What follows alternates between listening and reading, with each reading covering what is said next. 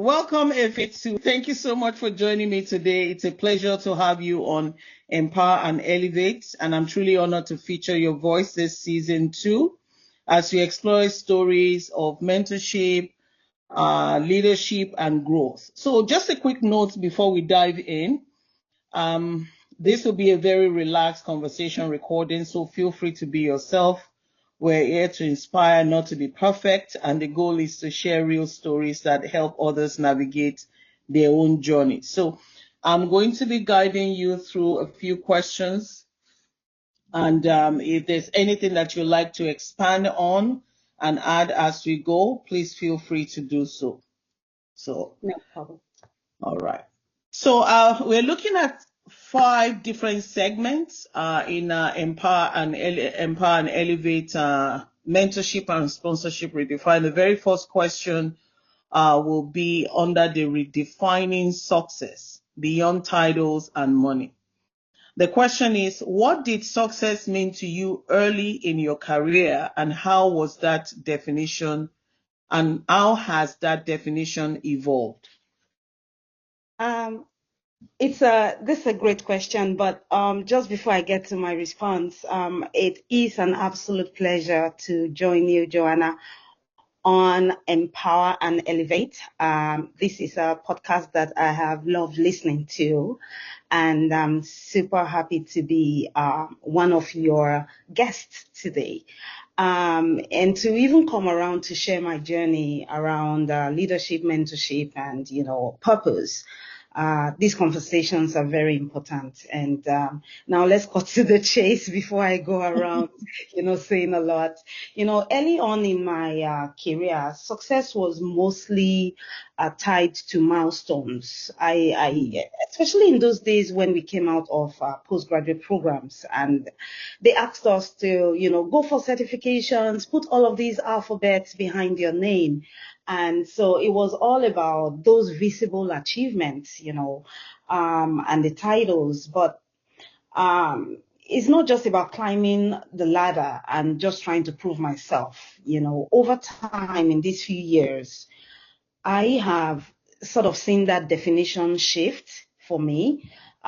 Success now kind of mean creating a lasting impact in people and in the things that we do, whether it's building a solution that improves lives, or being a mentee or being a mentor, because sometimes it's a two-way traffic, right? It's not just about the receiving side or the giving side, but it's also about the receiving side. And it's now, success is now around driving innovation that sort of gives power to communities, empowers communities. So I've learned to measure success by significance and not just status. Absolutely, absolutely. And thank you so much for your response. And you're right in saying that mentorship is a two-way street. It's Yeah. all about the guidance that we give. It's all about learning from someone who has been where you want to go, and someone who can help you to navigate challenges, and as you make informed decisions as well. So Of uh, course. you give and you receive. That's Yeah. that is the key in this area. So I'm really so happy that you're able to share your thoughts on this particular question. How do we redefine our success when we think about titles? Is it about titles? Is it about money? Does money and title, does it define success? No, it doesn't. You've Oh, highlighted it very, very well.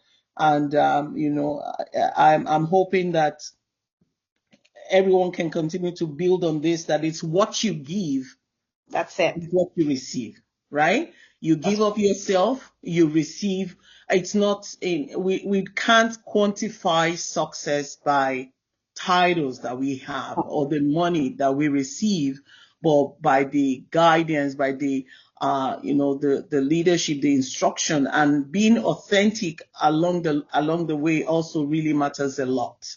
That's correct. And the value that comes out of this interaction and experience. It's, Mm-hmm, mm-hmm. yeah. Absolutely. Absolutely. So moving on to the second question, which is under mentorship and sponsorship.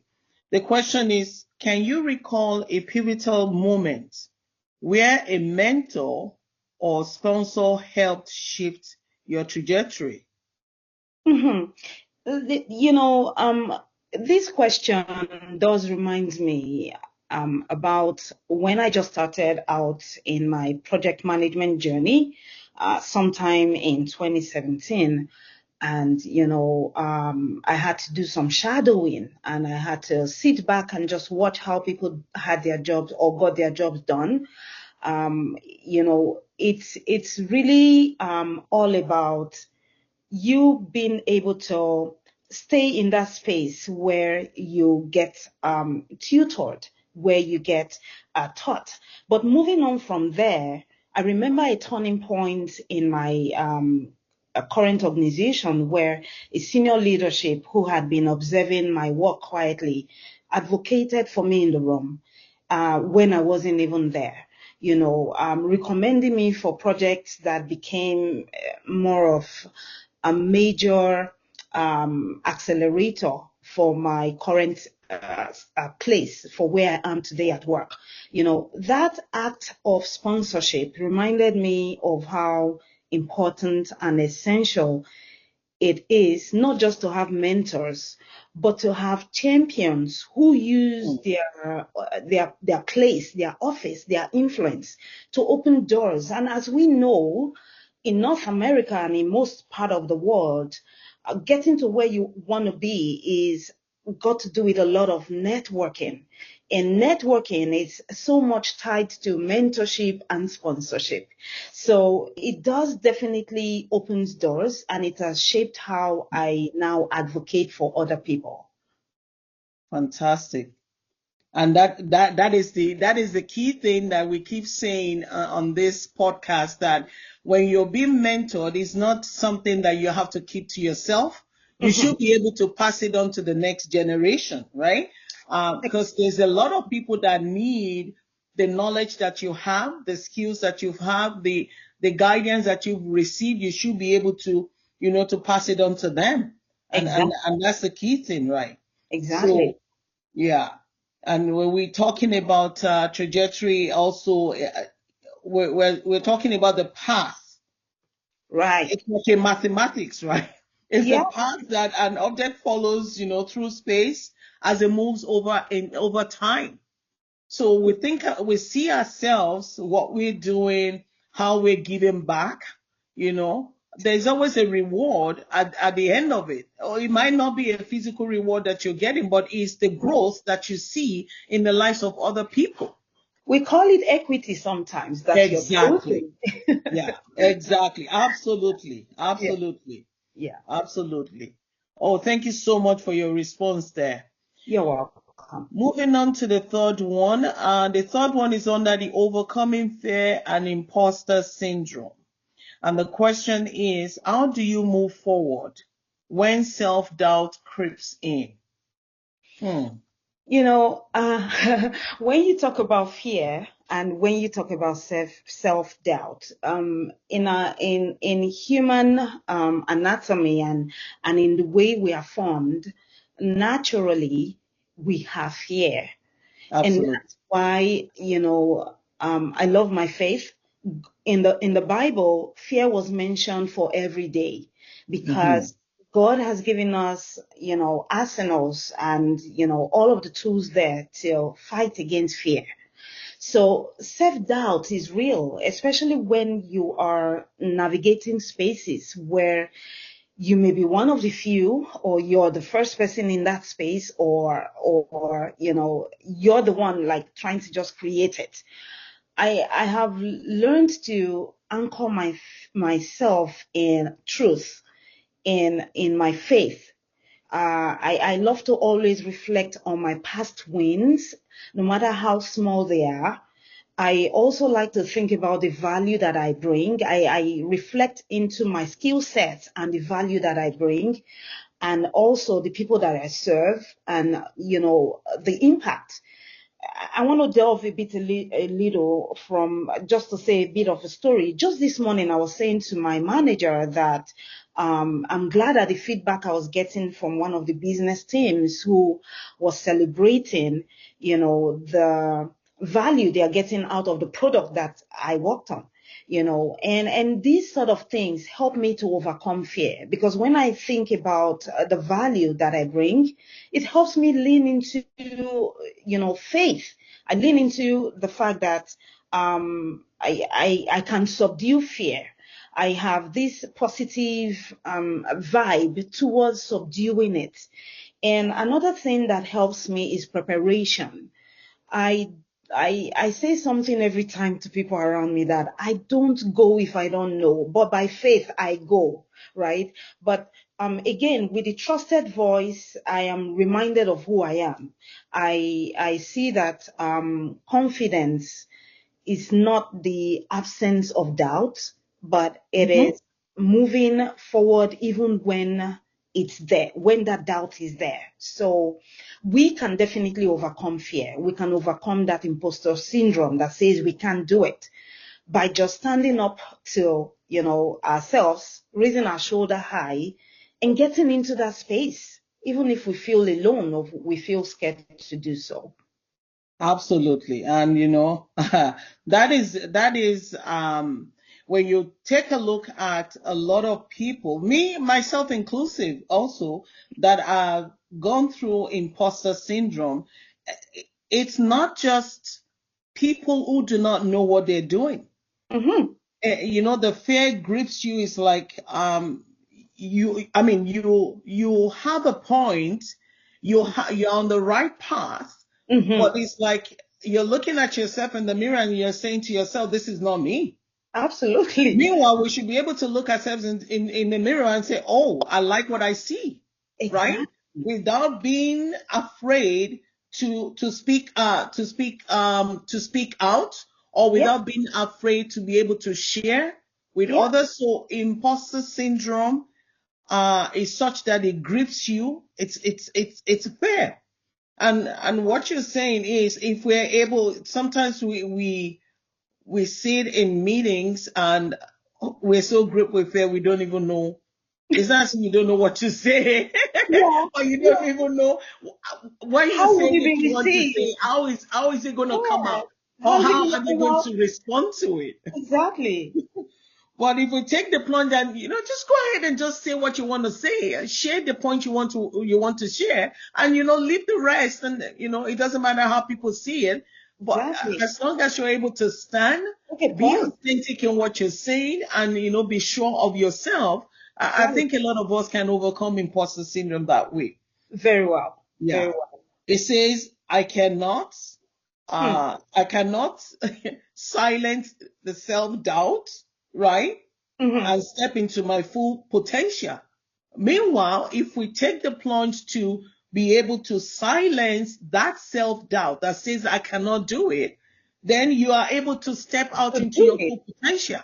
And people That's are able right. to see you for who you are. Oh, she's such an intelligent person. I never Exactly. knew she could do this, Right. but we limit ourselves. It is And it's us. something that we need to overcome. So the fourth question is building inclusive leadership. How do you respond when someone says, we're just promoting the most qualified person? Mm-hmm. Yes. So thank you for that question. And what comes to my mind whenever I hear that question, especially after running through a job interview or getting to the final level and you're expecting to, get the job, is what is that metric? What does that metric qualified mean? Who has shaped it? But what I've come to realize is that the word qualified is shaped by systemic biases, right? Hmm. Yeah. Or like access to opportunities, because I I could have networked very well and gotten the job, but I am not qualified for the job. And also another factor may be network visibility, like I don't belong to this group, and so I'm not going to get the job. But if I belong to that group, then I have the potential of getting the job. But inclusive leadership continues to be a challenge today, because it is something that is redefining what merits a qualified in Mhm. terms of that label, right? By looking at potential, we're looking at lived experiences and the biases or the barriers that someone has overcome.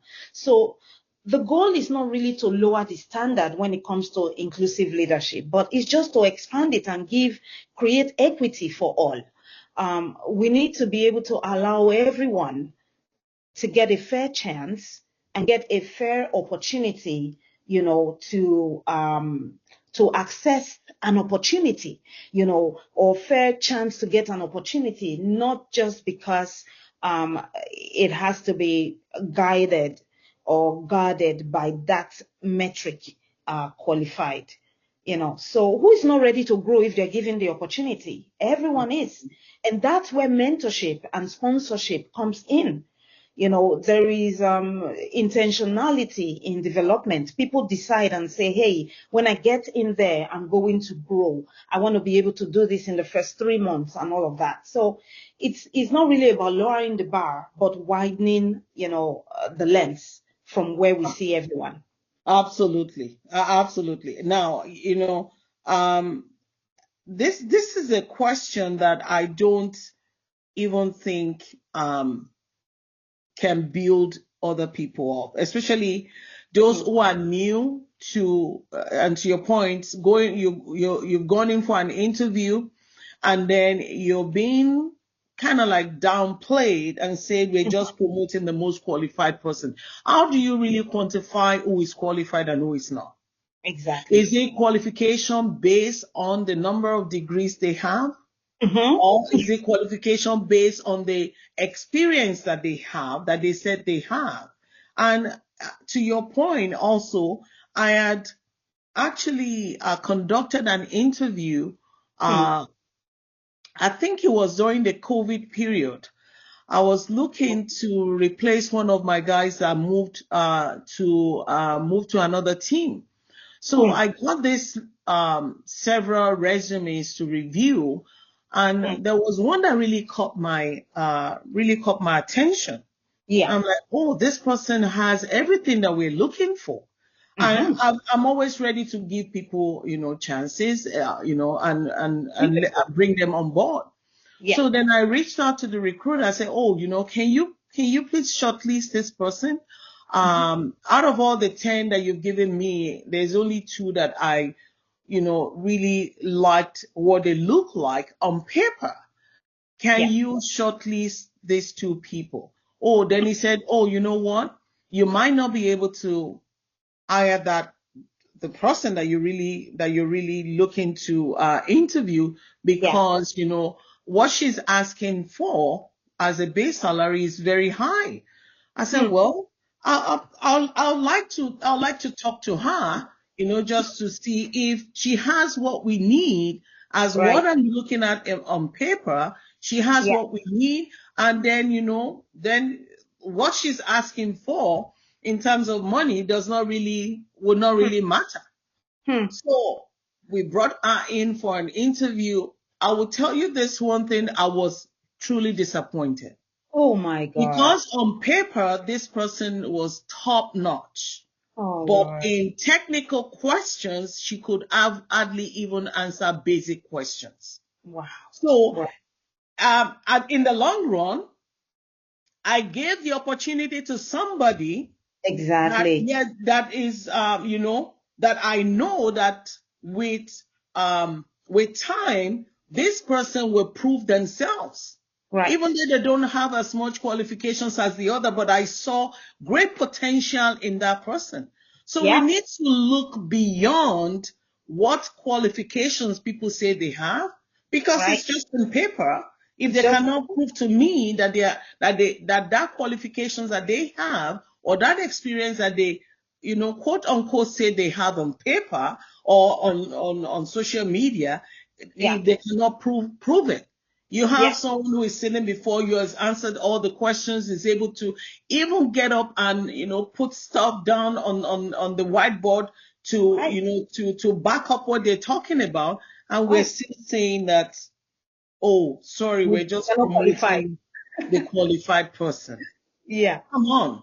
Even Yeah. not interview, maybe even someone that's already working in that organization that that this person, he or she, has the qualities that you're looking for, right? Or the Right. qualities that they bring. They have, they are team oriented, they thrive in knowledge sharing, problem solving, they thrive in a lot of things, but yet you feel some other people are more qualified than they are. And in the long run, the person or persons that you feel are more qualified, they are not really, showing up Where you expect them to show up, where you right? expect them to show up. Yeah. So those are some of the things that, leaders need to take a closer look at. Yeah. Don't get carried away because of how articulate someone is. Yeah. Yeah. And I also think that in leadership, we need to be very inclusive. Right. You don't have to be biased by, when it comes to, so we're talking about DEI all the time, right? You Mhm. have to ensure that you have an inclusive team and not just be focused on having a particular set of people in your team when you should be embracing Diversity. everyone Yeah. that is, that rightfully belong to be able to work under you. That is what I call a great leader. You don't That- have to focus. You don't have. There shouldn't be gender bias, Yeah. be it by race or by culture or by color or by anything. Yeah. We're only talking here about integrity, team oriented, someone that shows up and delivers results irrespective of where they're from.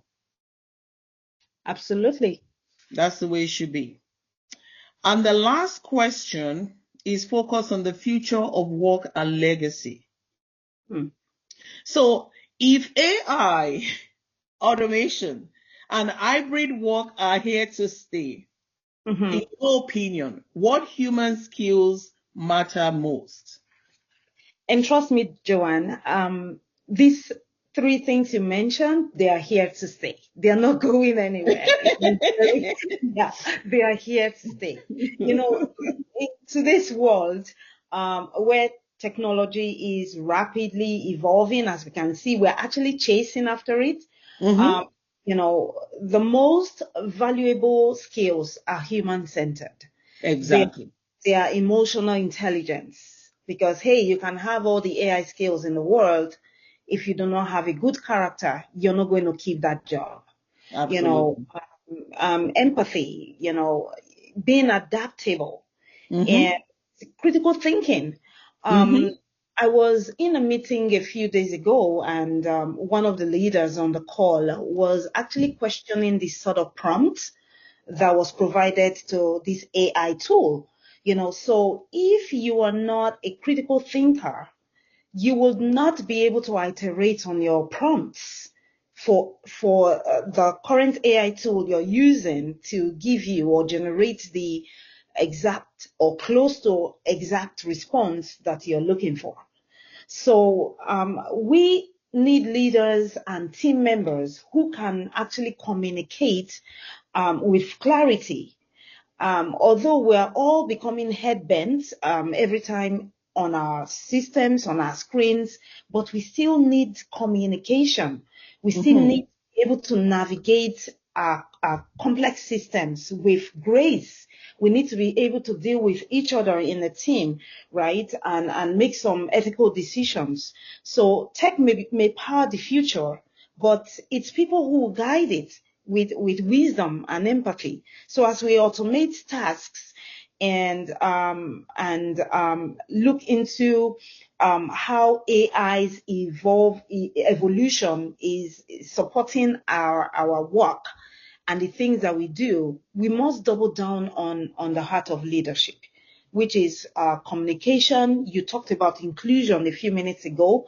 That's Mm-hmm. very key. And then vision. We cannot do all of these things. We cannot leverage AI without these key human elements. They are very, very important. Absolutely. Absolutely. And when I look at so hybrid work is here to stay. Fantastic. We can do our work anywhere. That's it. And but one of the things that I'll say, human skills, irrespective of either you're working on site, hybrid, remotely, or whatever, problem solving skills is something that Right. is wrapped around either it's AI, either it's automation, or even doing things manually. Problem Mhm. solving skills will not go away. It's a human skills that matters most, and Right. everyone should be able to to have that, as Mhm. well as analytical skills as well, Right. to be able to analyze, and to your point, also be able to you think critically about what you've put in place, and if Right. anything happens, how do you quickly strategize to be able to resolve things, right?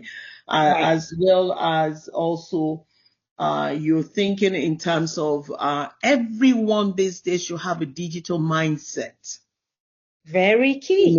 You must have a digital mindset. It is necessary in this generation, and as technology is evolving, things are moving Right. faster than you can think. Yeah. Instead of you doing things manually, gone are those days. Automation, you automate every single capability. It doesn't matter in which field, either Right. application, database, or whatever. You ensure that you get it. So and to your point, that's the future of work today. That's it. Everyone should be able to work from anywhere, Right. irrespective of what you're working on.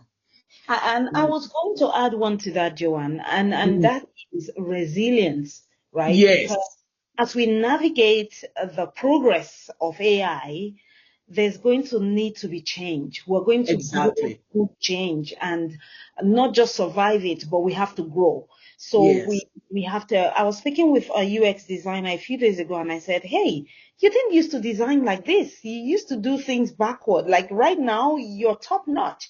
And it's like, Hmm. well, I'm growing, and I have to evolve with the different tools, plug Yeah. in, and all of these things that are surfacing today. So these skills are actually future proof for humanity. There's no way we can do without them. Yeah, absolutely. Absolutely. And I'm in total 100% in support of that. The Yeah. future of work has changed. If we look at uh, 2 decades ago, Mm-hmm. we're not where we are today. That's So true. we're moving forward, we're growing, we're making change, and change is good. Whoever does not embrace change will just be Right. left behind. That's That's true. that's what I see, because as things are evolving, you have to continue to upskill yourself, you know, and retrain your mindset so that you're following the line of what is moving ahead of you. You can Mm. use AI for everything today, Right. but that still does not limit what uh, humans human skills can do. Like I mentioned, problem solving is Right. something that can both be AI, manual automation, and it's something that every human being should have. Every technologist should have. Every non-technologist should have. Would have. Customer care person should have. Problem solving skills. It's here to stay. You will be able to take the bonus question. We have Right. just about Happy. 5 more minutes, yeah, to wrap up. So the Okay. bonus question is, what legacy do you hope to leave in your field or for the next generation? Um, When it comes to legacy, I always think about me as a woman. And I love to look at legacy from a perspective of courage and Mm, possibility. Because a few years ago, I didn't know I would be here today. I didn't know that I'll be able to do the things that I'm doing today. So for every woman, especially Black women and women of color, I would say that we can thrive at the intersection of innovation, mm-hmm. leadership, and purpose. There are three key things that are values that I hold on to. And those are, again, innovation, leadership, and purpose. I want the next generation, to inherit a system that is equitable, like workplaces that are more human. Yes, we're in the era of AI, but what is our purpose? Who are we? Who am I? Like, what's my place? What's my role in this space? And to see that it is possible to lead with excellence in all that we do. Let's always have that courage. Let's stay away from that imposter syndrome as much as possible. We can defeat it. It will be there, it will show up, but we need to have tactics to fight against it and continue to lead with courage and the truth that all things are possible. Once you put yourself in that space, you'll find out that you can do it. That's my Absolutely. 2 cents today. Absolutely. Thank you so very much, Ife. Thank you. Thank you so much for sharing your time, your wisdom and experience, You're most your welcome. insights about all these topics that we've discussed, mentorship, imposter syndrome, or even the future of work and legacy. I know the AI is really dear to your heart. You, as an innovation analyst, you're doing such a great and wonderful job. And so I want to just thank you. And I know that our listeners today will walk away both inspired and empowered, Right. by all that you have shared, because conversations like this reminds us that mentorship, leadership and growth are not just a one size fits all. It's a journey that proves that impact is possible at every stage of our lives. So, Correct. before we sign off, is there any final thoughts you'd like to leave our audience with? Well, before I say anything, I just want to thank you for having me on the Empower and Elevate podcast. And it's really a joy to be a part of the this meaningful conversation that we've had. Your questions are very thoughtful, and I feel the energy from your voice, and a clear passion for amplifying real stories like this, to make it more inspiring for every listener. I'm glad for the opportunity. I just wanted to say that, you should trust your value, trust who you are. Don't let any external silence define your person. Have some faith, have some level of faith if you don't have any. The Bible talked about a mustard seed. Let your faith be Mhm. as that, and it can move mountains, right? So That's take right. inventory of your skills and build new ones. Look for ways in which you have a gap and you are missing some things, and just pick it up and show up really boldly.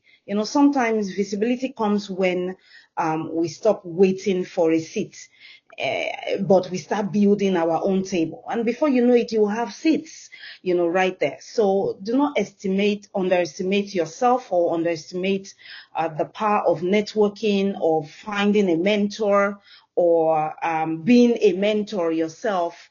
It's a two-way traffic. Just be there at the right time and the right place, and you'll find support and help when you need it. Continue to trust in your values. Thank you so much, Joanna. I truly appreciate this opportunity. You're welcome. You're welcome. Beautifully said. Thank you so much for joining us, and we hope that you have a wonderful rest of your day. You as well. Take care. Bye All bye. right. Okay, bye.